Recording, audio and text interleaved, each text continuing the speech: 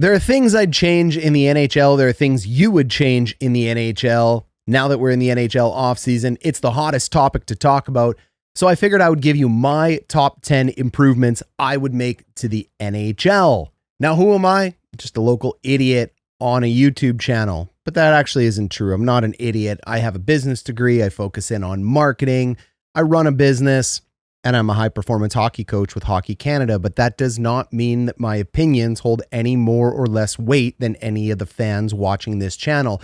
So you guys are going to go down below, you're going to comment, you're going to let me know if you agree, if you disagree, and more importantly, you're going to join the conversation and tell me what are the most important things you'd like to see changed in your NHL, because don't get it twisted, the NHL is ours, it's for the fans. Without the fans, it doesn't exist. So what are the ground rules before we go in? Number one, these changes aren't likely to happen. The league will do whatever it does. And number two, I'm not necessarily saying they should happen either. I think they're great ideas, but there's a lot more thought that needs to go in behind the scenes if any of them were to take place. And number three, it's to spark conversation, not controversy. So keep it friendly, keep it polite, leave the fights to the boys on ice. The number one change I would make is about the salary cap. The salary cap would be an on-ice only cap. There are 23 players to an active roster. There are 20 players that are put on ice. The salary cap would apply throughout the entirety of the season, including the playoffs, and the salary cap would only apply to the players that were iced that day in that game.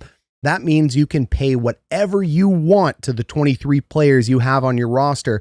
You just need to be able to put 20 on ice that are salary cap compliant. To me, this adds a wild amount of strategy to the teams and to the GMs because frankly, it takes away the garbage of hiding salary in other or weird places. Spend what you want, pay what you want, but use the old brain, hat rack the kishtishka, as they say, to be able to think about what the best 20 players are to put on ice. And don't think it's as simple as paying 23 people as high as you can because players' egos get in the way. We would see some huge names get scratched or to be put in the stands. And during an 82 regular season game, they might be happy with that and that load management. But in the playoffs, they're going to rip you. They're going to leave their team. These guys have egos. They want to play. They want to be in the game. There's no way you'd want to see a top line player in the stands and not see him come down hard on the GM or the coach. So it would just bring another level of intricate behavior into teams and we'd see what people are really made of. The biggest win for this one though is for us, the fans. It becomes simple. It becomes clear. It becomes something we all understand. And you might say that salary caps aren't for the fans, they're for the players. Everything is for the fans. The fans are the heart and soul of any league. Number two, I would limit no trade clauses, no movement clauses. Anytime a player gets control over where they're going to sign or where they're going to play based on one of those clauses, they're out, they're gone. Each team would have a maximum of one no trade clause that they could use at any point in time. Once you tag your player with a no trade clause, though, you cannot remove it unless that player agrees. And if you trade for a player or try to trade for a player that has a no trade clause in their contract, one of the players, including either the guy coming in or the guy currently on your team, has to agree to waive it before the deal can be done. This is going to promote those generational talents, those 32 top players in the NHL. And yes, I'm well aware teams may have the top 1, 2, or even 3 players on their team, but that gives you another reason to have levels or layers to this onion. You only get one. You need to make it the right one. And his contract has to run up before you can give out another one, or they willingly have to waive it.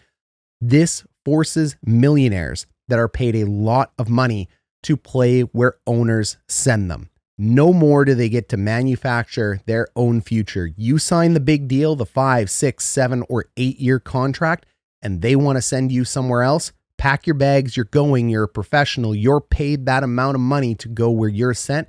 The fans in that city are going to welcome you. They're going to love you. Enjoy your new home. I know your wife, your kids, your family might feel uprooted, but that is just the cost of doing business at such an extravagant salary. It's part of the deal. Number 3, taxes. I'm not touching this one. I'm not a tax lawyer. I'm not an accountant. I'm not a tax specialist. Over 50 states, 2 countries and 6 provinces, and likely neither are you. So I think we should just stay out of this one and move on to number 4. Let's talk about league structure and league format. And I think the biggest one is the regular season format. The PWHL has it right. In my opinion, I like the 3-2-1 point system better than the 2-1 point system. I don't like the fact that players get what's called the bonus point or the loser point, and I do love the idea of incentivizing teams to get that coveted 3rd point by winning in regulation. Hockey is a game that is played 5-on-5. It is not played 3-on-3 in overtime or in a shootout, especially when you're handing out the Stanley Cup. We play 5-on-5, and teams should be incentivized to win 5-on-5. Now, I'm not saying the NHL is like the NBA where it has a massive problem in its last 5 minutes, but teams too tend to sandbag the last 5 minutes to make sure that they get their point more often than they play hard to get their 2 points. It's better to lock it in, right? Bird in hand, worth 2 in the bush, or something like that. This system of 3-2-1 forces and incentivizes players to play harder in the last 5 minutes so you can close it out and get that coveted extra 3rd point. It also makes the race for the playoffs a little more interesting. And yes, people will argue it gets rid of the gapping that you see on the road to the playoffs. Fans love that their team is still competitive when they're only 1 or 2 points out of a playoff spot. Well, I say this, the argument for parity is long dead. The NHL, you see teams winning Stanley Cups in bunches and in groups. Teams are good for windows of 5 to 6 years. The Blackhawks, the Bruins, the Kings, the Panthers, the Lightning, the Penguins, the Red Wings, the Avalanche. It goes on and on and on.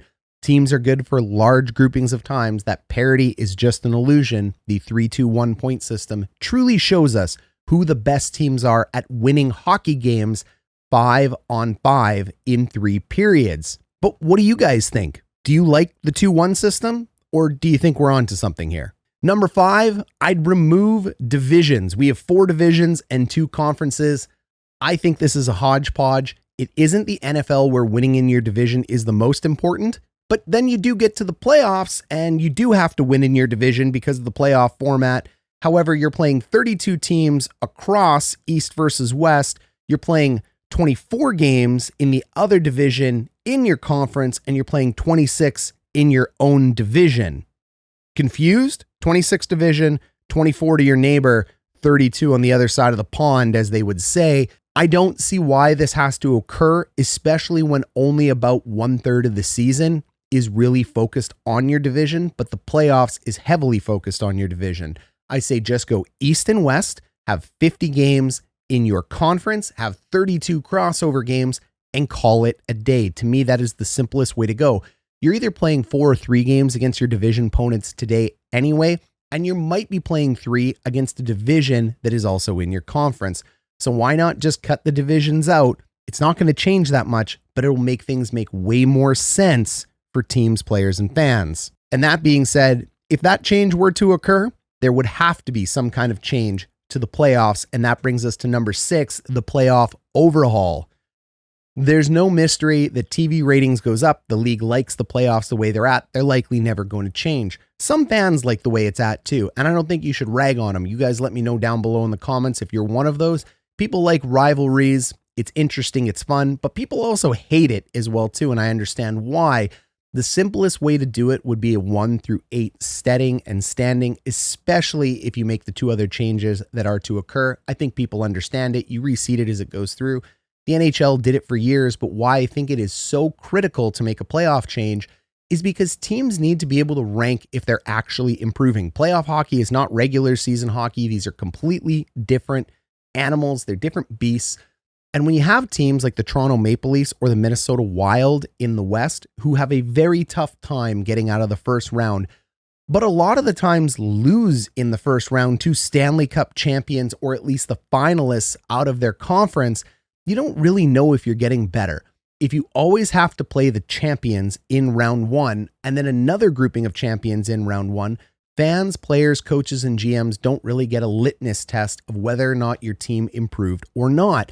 Now, yes, I understand winning the cup is all that matters, and you got to beat them all anyway to carry the cup. That's a fine sentiment to have. I can't disagree with you on that one, but I do think it is tough for teams to evaluate whether or not you've gotten better. And conversely, teams from weaker conferences, they get overexposed. They can end up making as far as the third round where they get punished in the finals, and we see a 4-0 or 4-1 East and West Conference finals game or championship game. And frankly, they're just not as entertaining as the round 1 or the round 2 matchups. That is because weak divisions exist, strong divisions exist. It's been this way in sports forever, but I don't think it needs to be that way. And the playoff seeding 1 through 8 completely accounts for all of that and takes it away. The other thing that you could do, you don't just have to go 1 through 8. Here's a bonus one, a crazy thought for you. What if the first place team got to call out whatever opponent they wanted in their conference? They can pick anyone. Seeding's out the door. You win number 1, pick your opponent. Go up to the podium, send the captain, and call them out. If the Leafs want to call out the Panthers in round 1, feel free. If you want to call out the Hurricanes in round 1, feel free. If you're the Winnipeg Jets and the President's Trophy winners, maybe you don't have to play the big bad St. Louis Blues. Maybe you go ahead and get to pick a different team that you want to play. And then the second team would do it, the third team would do it, and the fourth team would be forced to play who's left. This would do something absolutely bananas. It would draw ratings. It would draw views. Fans would be screaming. We would fantasy book for days. Engagement would be all over the place. Twitter, X, whatever you want to call it. Everything would blow up. The major media networks would go crazy. This would just be the Wild West and one of the most fun, chaotic things I could ever think of. And the amount of strategy that would go into it would be huge. Decorum would be out the door because nobody wants to be called out. But more importantly, no one wants to call out somebody and then lose to them. All right, let's talk about media fans and TV deals here for number 7. And that is, I would end regional blackouts. I think it's ridiculous. Every market, every game, no blackouts. If you have the ability to pay for, subscribe to, or get a hold of the channel or whoever has the media rights for that team, you can watch it in any region, including your hometown. You buy NHL Center Ice, you get access to every team. You buy your local station, you get access. No blackouts, no nothing. I don't understand why in a capitalist society, teams are allowed to protect themselves from outside viewership or bleeding viewers to outside markets. I think the original thought is everybody would follow the New York Rangers, Chicago Blackhawks, the Maple Leafs, and the Montreal Canadiens, the Boston Bruins of the world. I just don't think that's true anymore. I think fans have gotten smarter, especially young fans. They want to watch who they want to watch. And I actually think it gives a huge advantage to small markets. Look at a small market like Winnipeg, 900,000 people in the immediate area. You could call their market 2.1 million because it's 2 giant provinces of geography, but people are not driving 10 to 15 hours to watch that team. Just because you live 15 hours outside of a team doesn't mean you have any allegiance or any love for that team. They may like the Edmonton Oilers, the Calgary Flames, or somebody else. So why do you force them to watch that region or that market? It's old, it's archaic, it's loser behavior. Small market teams like Winnipeg could take their 900,000 fans and they could expand it to millions, maybe even tens of millions if they're playing a brand of hockey that people want to watch. If you're clickable, if you're watchable, if you're exciting, fans will pick up on it, and it will heavily incentivize teams to compete with each other, not just on the ice, but in social media, in marketing, in announcers, everything. The whole package of what you demonstrate to the world is now out there for people to see, and you can pull viewers from anywhere at any time. And you know what? The league shares revenue anyway through TV deals, so what's the difference? Number 8, for the players, no more gag orders for the media. Take it off, take the muzzles off, and let the boys cook. Let them talk. They are some of the funniest, wittiest, sometimes angriest, snarkiest, and most sarcastic people on the planet. I've lived in those locker rooms. I've been around them. Let them say what they want. They need to take a page out of the UFC's book. Do not put gag orders or professionalism on these players. It is their choice how they want to represent their brand. It is their choice what they want to say. I want to know what they feel emotionally in the moment. I don't want to hear an edited answer or, put it deep, whatever, because they're forced to go out there and say something, but they're not allowed to say the thing they want to say. Here's the deal. You want to roast the other team and start a rivalry? Go for it. But the other team gets to respond. Can't wait to hear it. You want to go out there and pretend and be a crybaby and complain that your coach isn't giving you enough ice? Wait for the fan backlash on that one. Maybe with your no trade clause that we just talked about, you'll be shipped out of here because you likely don't have one of those.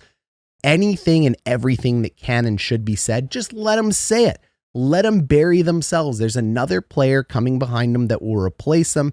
There's nothing that can be said that can't be taken back unless it's hate speech. I'm not talking about that. I'm talking about standard operating things that people are allowed to stay in society, especially a free speech society, which the United States is.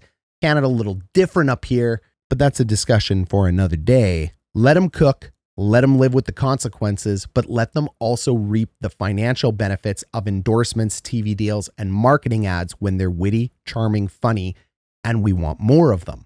Real teams and real culture will shine through. If the Florida Panthers, as they say, are so together and so friendly to each other, you'll see it in the media. And teams that are at each other's throats, well, we'll see them fall apart in real time. And like Terrell Owens says, we'll get our popcorn ready. And don't let it stop with just players calling out players. I think they should be allowed to call out officials too. I think officials with the no gag order should be at press conferences able to answer questions that the media may want to ask as well too. Because frankly, why not? Everybody in the NHL is paid a lot of money. Why can't they be accountable to the fans that generate all of that money? And the media does tend sometimes to be the voice of the fans that the fans wish they have. We all can't speak at once, so we hope the media gets it right and asks those big questions. Let them talk about officials, let them talk about coaches, let them talk about the league, and let all of them respond. Number 9, cut the ads. Figure it out. There are way too many ads in hockey. It looks like a NASCAR game out there at this point in time. First off, no jersey ads. Stick with me. I understand money matters, but the jersey is sacred. You play for the crest that's on the front. You don't play for Oreos or milk or oil or the insurance company. You play for the crest on the front. Nothing else should be on the front but that team crest and what you're playing for. It matters. It means something. I hope you agree. The rest of the ads, limit them, charge more for them. Scarcity is important. When my eyes are watching the ice and I see the absolute mess of the massive amount of ads I see between the boards, the arena, on jerseys, players, it all becomes white noise. I understand there's a lot of data science behind the fact that it'll get into your cerebellum, it'll get into the back, into the subconscious. But you know what? Sports is about a little bit more than this. Now, this is one of those that will never happen. They will just put more ads out there, so I'm ready and prepared to deal with it. But don't buy the lie, fans. Don't buy the lie that our costs go down because advertisements are out there. The reason that's a lie is they charge us for game tickets, for beer, for hot dogs, for jerseys, for TV contracts, what we're willing to pay, and the ads are a completely separate deal from that. They will charge the ad companies what they are willing to pay, and neither party has anything to do with each other. If there were no ads for hockey, they say our costs would go up. Well, eventually the costs would hit the point where the fans would stop coming, and that would be it. The ads do not protect us from paying more. We pay as much as we are willing to pay every year, and your team will push that limit as far as they can go because they are business owners and corporations. That's the way the game works. That's capitalism. It's the best system out there for now. It's fine. So long story short, fewer ads, not on the jerseys. Make them more valuable. Charge them more for the big places that they need to be, and declutter the game. And finally, number 10. This is a big one, near and dear to me. I haven't worked this one out fully. You guys can help me down below. A draft protection cap system. One extra year for a player you have the rights to is not enough. What I'm talking about is if you draft a player, soon as you call that player's name, they are put into a different system than everywhere else. There's a group of players that have left the team that has drafted them, and there are groups of players that remain with teams that drafted them. If that team drafts you in any round, it's because they saw something in you and they wanted you. They should be allowed to pay you more. They should be allowed to pay you longer deals, and you should not ever be able to get paid more somewhere else than the team that drafts you. If you move away from a team that drafts you for any reason, they cut you, they trade you, or you choose to leave, your earning potential decreases. I think everybody should be incentivized to keep the players that they invested in and took time in. Now, I know what people are going to say. If teams don't treat that player right in a free market system, they should be able to walk, and they should. I'm not saying it should be anything absolutely crazy. 1 year isn't doing it. It's got to be somewhere between 1 year and a lot of money. I don't know what that a lot of money is, but I do think there should be higher incentives for players to stay with teams that drafted them, and those rights shouldn't transfer to other teams. They draft you, you stay. They draft you and you pull an Eric Lindros and say, I don't want to play here.